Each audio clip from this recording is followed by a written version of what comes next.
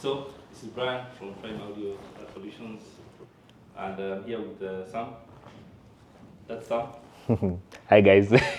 Yeah, so we've been at this place having some fun with several equipment here. So I can just walk you through what we set up yesterday. So we have there the Canton Reference 7.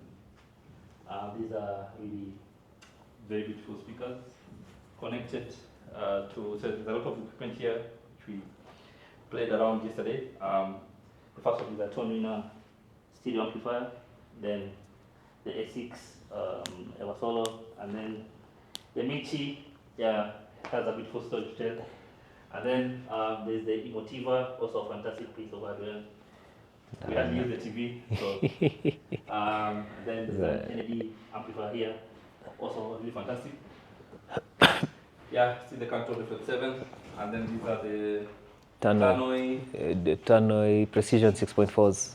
Yeah, Tannoy Precision. Tannoy Precision 6.4s. Yeah, so like you can see, Sam has gone all out here. He has 4 towers for his setup, but yesterday was just about stereo, and also he took some time to listen to it. So we're going to have a small chat with him.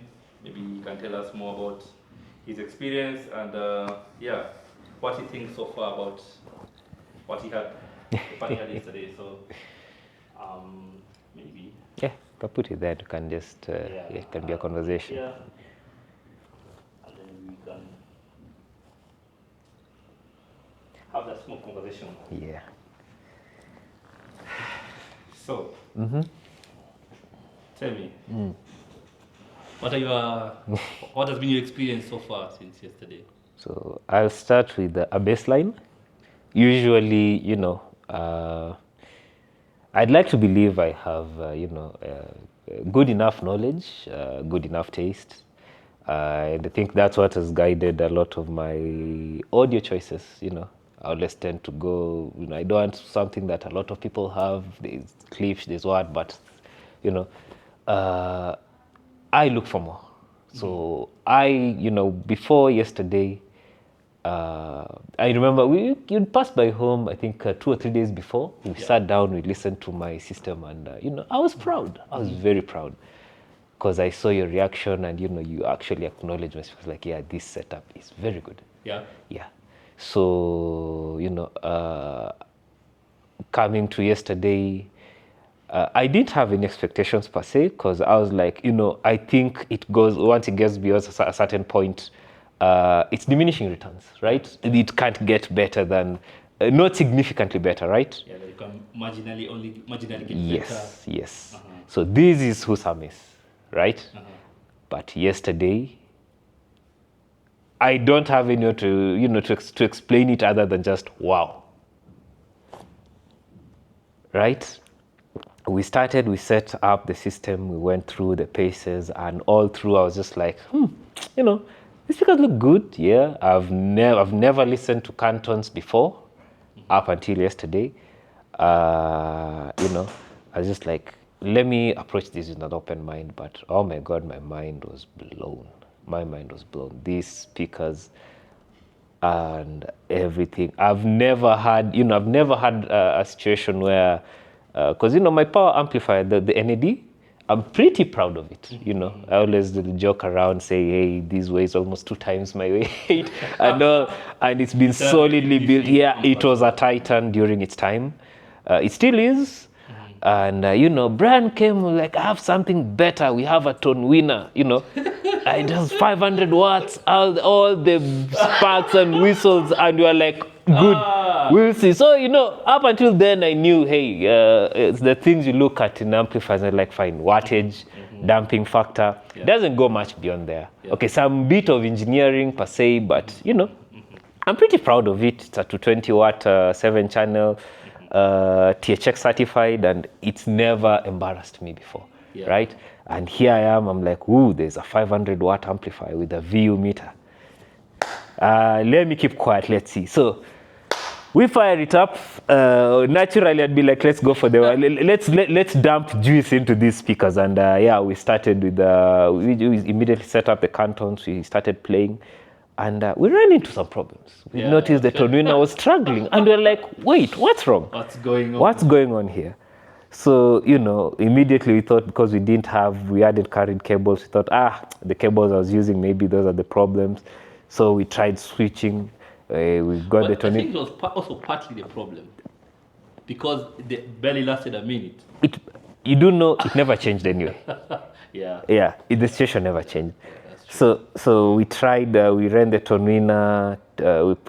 We connected the Tannoy to the Tannoys, and they played very well. They're actually very efficient speakers for And so we were like, maybe it's a power problem. So you know what? Let's try the NAD.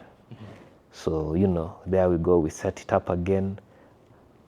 We try, and weird enough, the NAD has literally been designed for. It has a feature called soft clipping to handle situations when when it clips, it can temporarily grant a surge of power, right?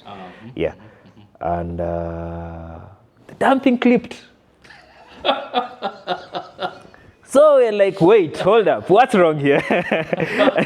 How thirsty are these speakers? We had to sit down again, have a look at the spec sheet for the speakers, and like, they can take 350 watts comfortably. But Brian was like, I've been to the factory, I've seen them feed these things with 1,000-watt power amplifiers. We're like, you know what? Maybe it's a power issue. So I told him, you know what? I have another amplifier in my stereo setup. Let me go bring it. Let's go try. Let's see. But if both of these beasts are failed, at this point you're just like, okay, we'll try. And that's how we brought the Michi. Boy, did it deliver. Boy, did it deliver. It's like you go from, back in time when you used to play in primary school, we're testing out the, telephone, string and can. And then it's like you go from that to high-end, smartphone. Proper everything just came out. Damping factor. I think it's like what the Cantons were waiting for. Exactly. And perfect match. But the thing I don't understand is how come? Because yes, if it's just wattage alone, the Michi doesn't really, it wasn't the top. So what is it? Man, to be honest, I have to just go and figure this shit out, because I couldn't just wrap my mind what happened. Yeah, but all I can say is I have to give it to the Michi. The control. Someone I'd seen. It's just phenomenal. There's someone an explanation of damping factor. It was one of these AVS forums. Someone's like, I keep seeing this word damping factor. What is it? And everyone was coming there with technical, scientific explanations. And then someone said, let me break this down to you simply, right? In terms you could understand. So you see when you're walking your dog in the evening, right? It's always on a leash, right? So most of the time the leash is usually a rope, right? Yeah. And this rope, there's usually, if you want the dog to stop, you'll stop, and there'll be some distance before the rope tightens, and then the dog realizes, oh yeah, it's tight. Yeah, it's tight. So that is damping factor. How much does the power that the amplifier sends, how immediately is it delivered, with how much power? So they said an amplifier that with a proper damping factor is like walking a dog with a metallic leash, with a solid leash, because immediately you stop, and you can actually push the dog you can't push rope, right? Yeah. Yes. So I was like, I think yesterday I finally got to understand, now. Yeah, because this is usually a number without, it's a number without a unit. Yeah. It's just 1,200. So you can't put.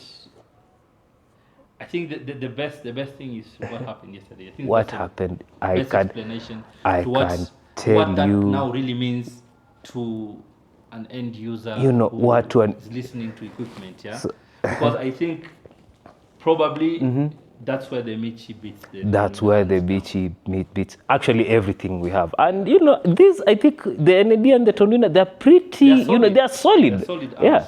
Yeah. NAD is actually, I think the later revisions from this, they're actually up there in front. But man, the Michi, and it's an AB. It's not even a D, right? So that was my experience. And, part of me said, let me not get too excited. I don't want Brian to come and gloat. Where's the chapa kwako? So we had a couple of friends over. So, and weird enough, the experience was the same. The observation was the same. Everyone who came to sit, to listen, the immediate reaction was just, ooh, was that wow? You'd think people are just, you think people tunajifanya, but you could see the emotion. You could see how much definition these speakers, bring to life. Everyone was just like, there is no way the sub. I have a very big sub in the back. Yeah. But it was off. Show you. It's But people could not believe that sub was off until we actually had to, disconnect and say the sub is off. These speakers are just playing on their own. They pressurize the room. They feel, man. And the way this room is hard to tame because it's an open space. Actually, all the way to the dining area. I think it was supposed to be set up against the speakers because usually, even when you're talking right now, there's an echo, right? There's an open baffle on the other side, and so we had that combination of a hard to tame room and a very difficult to please people. Yeah. And everyone left here with a smile. Everyone. Man, it's just a time you can't forget. It's just that time of your life. Man. Something you experience. I mean, I've listened to speakers. I've listened to many people. Yesterday was just amazing. I mean, because in this hobby, you sometimes meet people with different tastes in music as well. Because yesterday for me was, I think there's a way these speakers reveal themselves. Yeah. That I had never experienced. And they actually also match everyone's taste. Wale wa amapiano, it was serving on a platter. The guys, the bass heads were like, okay, fine, tumetosheka. The guys were like, hey. But those are, and then there are guys like us who, you like, hey, music is all about the emotion. They convey, it feels like I was seated in a concert, private concert, that song we were playing, the one, did somebody make a fool out of you? Yeah, that was amazing. And it felt like we were just there in the stage. I could picture the whiskey on the piano, on the grand piano. We could just see the guy playing. We could feel the guy, thrum the cello. It was just amazing. This is not something you can read. I can explain I can put this emotion into words. There's nothing a reviewer can write about that can convey what we felt. Unless you feel it. Unless you feel it. And you know what I kept asking Brian is, if this is the lowest end reference line, this is the reference 7. Yes. How does the top of the line feel like? Because I'm a guy who would go and look and say, I'm looking into this, I want the best of it. I don't want anything of this. But for once yesterday, they talked sense into my head. They're just like, you don't need to throw money at a problem. These things, they have 5-inch drivers. Yeah. But the bass they pump out, it's all about engineering. I think yesterday we learned there's more to audio than just size. Yes. And numbers. Because if it comes to size, this has bigger wattage. Yeah, bigger wattage. The smaller amp, the size, the speaker's actually smaller than the Tannoys, but even the body is smaller than the Tannoys. Yeah. But the cabinet build, the bracing. I think the secret here with Canton, let me let the bag out of the cut of the bag. I think it has to do with the bracing and also the material science on those drivers. The design on those drivers is just crazy. But that's the thing, you'd expect something high excursion. They're not high excursion drivers. They're not at all. They just move like this. But man, whatever is amplified inside there. Because even if you push them, they don't really move. Yeah, they weren't really moving. We were dumping power into them. I mean, it's the amplifiers that were just going like, okay, fine, I've done all I could. But man, they were taking it and handling it with aplomb. Yani with a stride. Have you ever seen, a lady at a red carpet event? Yeah. Just taking it in stride, like it doesn't matter. There's nothing we threw at these speakers. Yeah. When you're comfortable with your abilities. Yeah. I think yes. They're you know you can deliver, when you know you can do it with ease, anything thrown at it. Just deliver. There's something interesting. I was telling Mama there that, because she's used to my setup. She's here, it's the first thing a man would want to show the lady, hey, this is my setup. And then so when we were setting her up for for Uncle to listen. I'm telling her, do you know those are those 2 speakers without the sub? And she's like, no way. Then why don't churches use them? Because that's church level pressurization right there. Yeah. So, man, my mind was blown.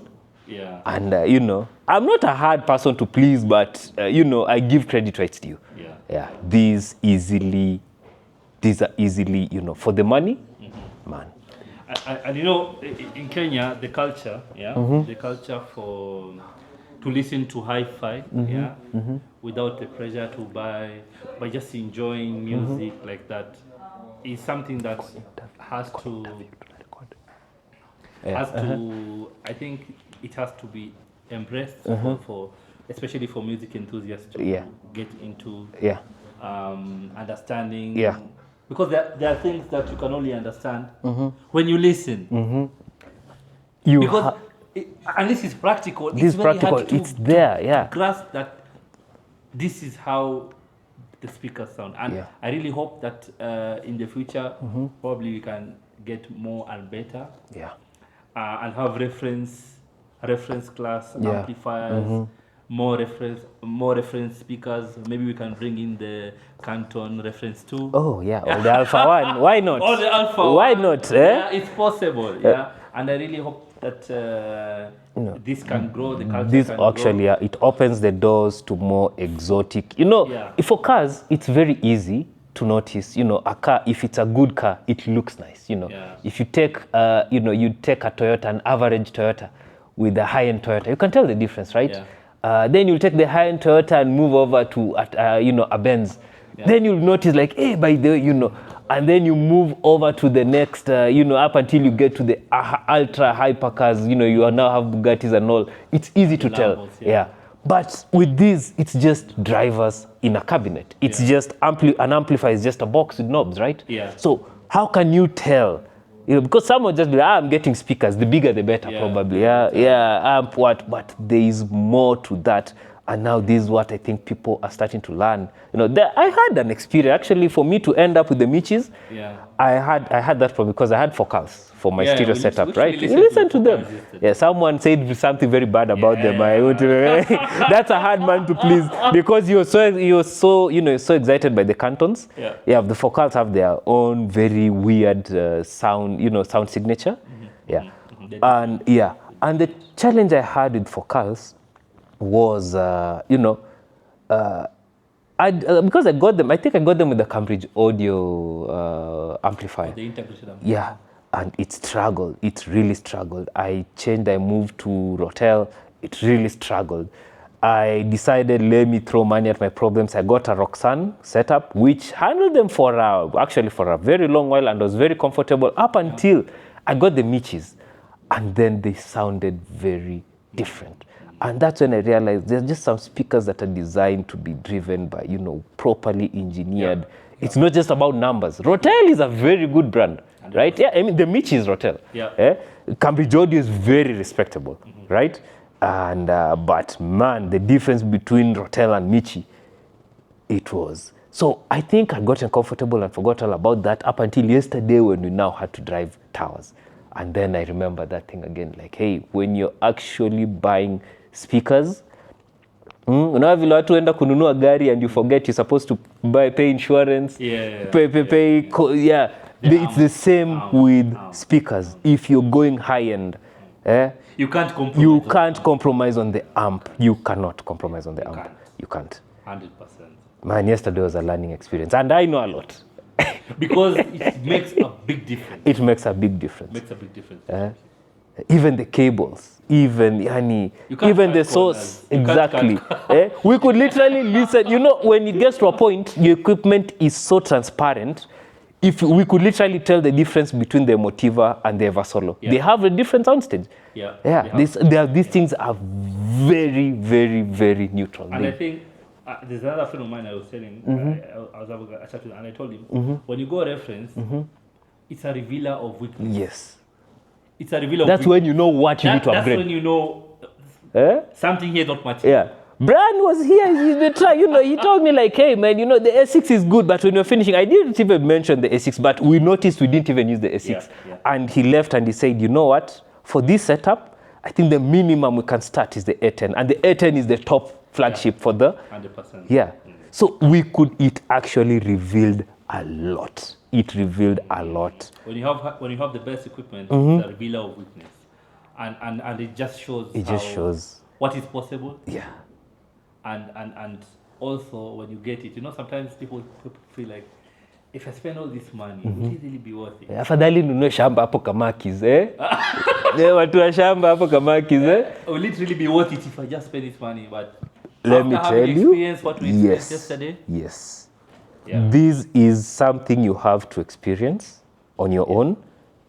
Yes, even this, I can guarantee you, most of the viewers here won't be able to understand what we're trying to convey until they come and sit down. People, try, seek these, what's this word? Realizing new things, going out of, and seek exposure, Go out there, listen to what is out there. Don't just, man, there's a lot of good things out there. Yeah. There's a lot of good things out there. Be open, try and explore. Yeah, explore. Try. When you have a friend who has something nice, go listen. Easy, Ati kisiagi. People,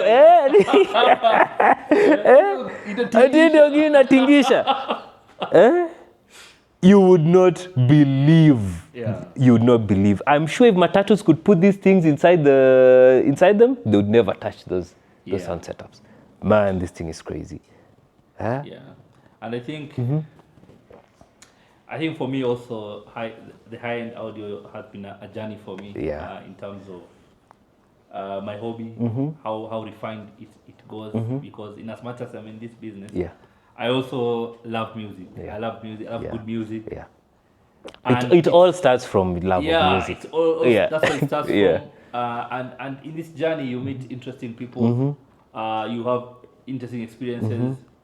And this just takes you to a whole new level. Because also in terms of my music journey over time, I mean, this hobby has opened up to a whole new genre. Music I would never listen to. Exactly. I mean, yesterday we were laughing because you and I were both stuck. We were asking each other like, hey, what Kenyan artists do you listen to? And we're like, hey, Kenyan artists. Who listens to them? And then, a friend of ours came and was like, there's this album, guys, listen. And my God, there are actually some good Kenyan musicians. Yesterday I actually realized I was biased. Support local talent. I used to joke at I'm not going to spend millions of shillings on my audio equipment kuja kusikia. I don't know, this local music hapa hivi at Ara Abanton, I don't know what. Mbogi Genje. Yani you play music bana halfway umesikia kumenyamaza, you think ni stima imepotea kumbe umeibiwa vitu. But yesterday my mind opened up. I think I learned a lot yesterday. I've learned a lot yesterday than, by my average rate of learning, I learned a lot yesterday that I wouldn't have learned in the past year altogether. Yeah?